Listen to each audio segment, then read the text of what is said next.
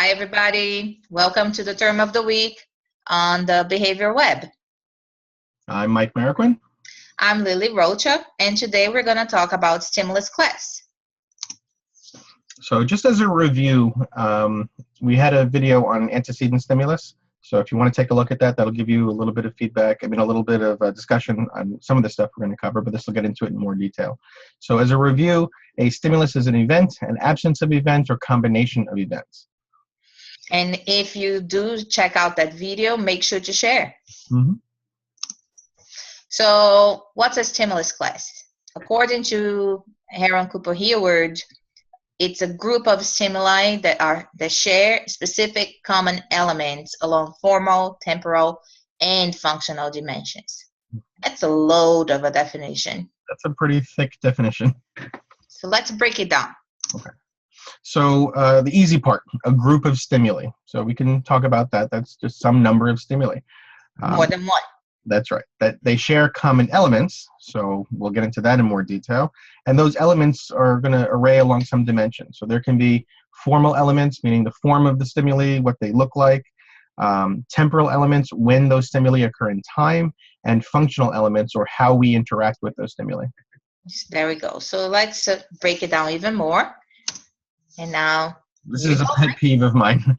I hate when I read in a paper somewhere, usually it could be in a report, it could be in a paper for a grade.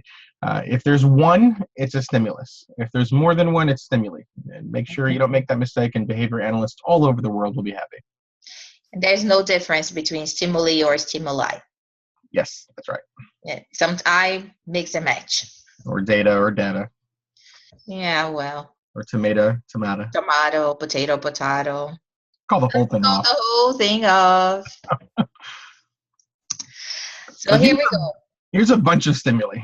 We have different shapes. We have different colors. We have different sizes. This could be any number of stimuli that you encounter. Yep. We could also be a pre-K class. That's right. I think most of us hopefully have done well in pre-K. It's interesting that if you have a child that's in pre-K, you could actually watch someone learning how to classify stimuli. Nowadays, actually, they learn that on TV. You know, if you have a small child at home, a toddler, they learn that on Nick Jr., Disney Jr. That's where they're learning the shapes and stuff. Well, they have Baby Einstein. Maybe we need Baby Skinner. That's a good idea. Maybe we should start that. Yeah. So here we go. I'm flipping the slide.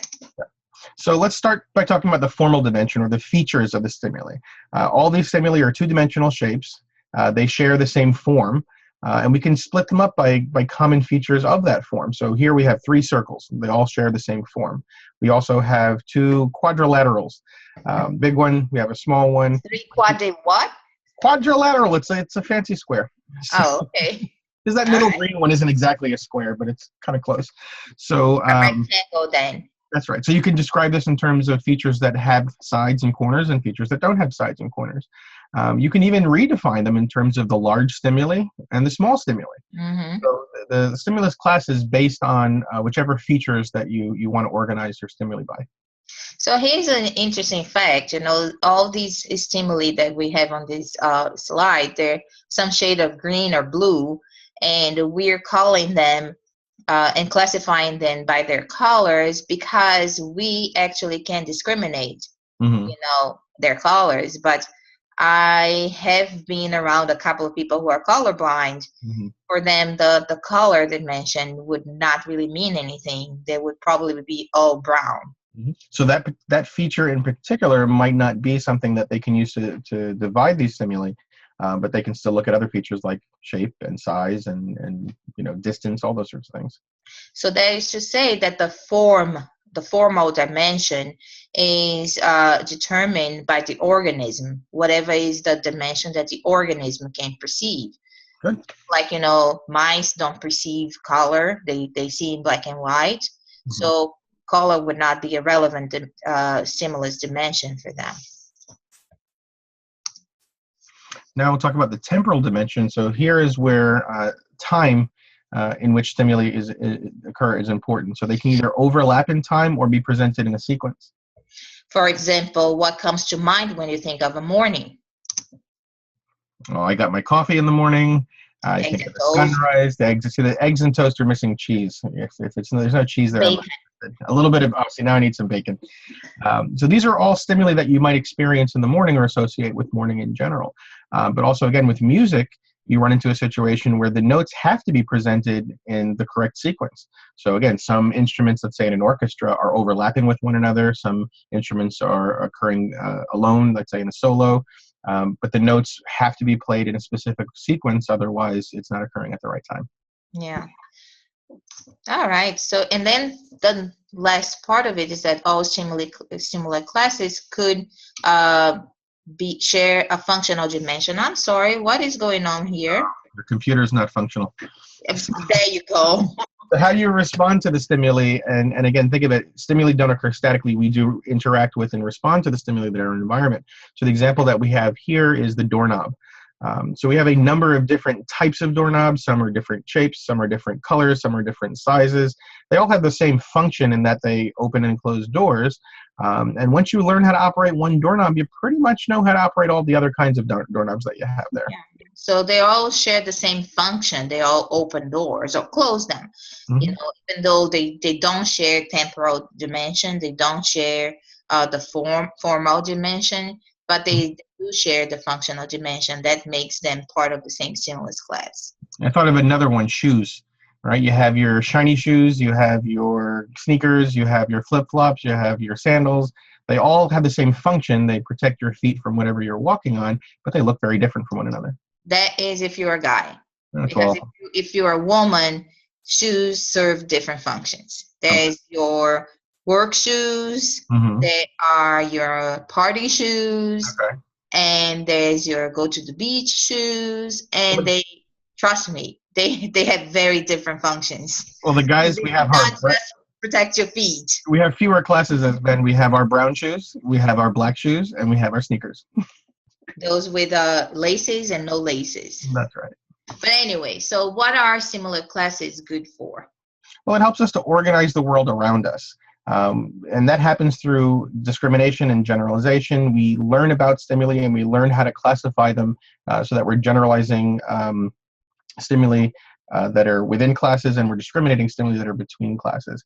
That helps us to learn more efficiently and eventually allows us to create concepts. There you go. So generalization occurs within a class. So we tend to treat all fruits and vegetables the same way. We eat them.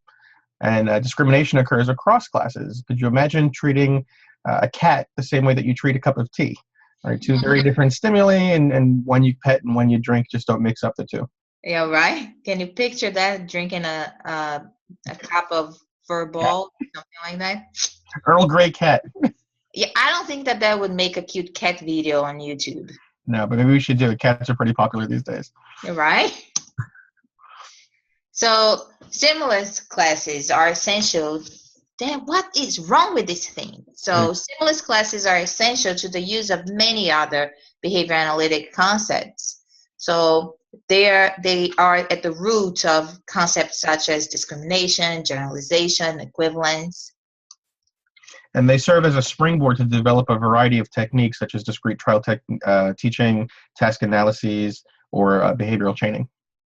There you go. And you know, we were talking about the functional dimension of stimulus classes and the fact that this, slides keep changing out of, when we program them to, it's totally messing up how we respond to slides. Well, the slides just need a behavior intervention plan.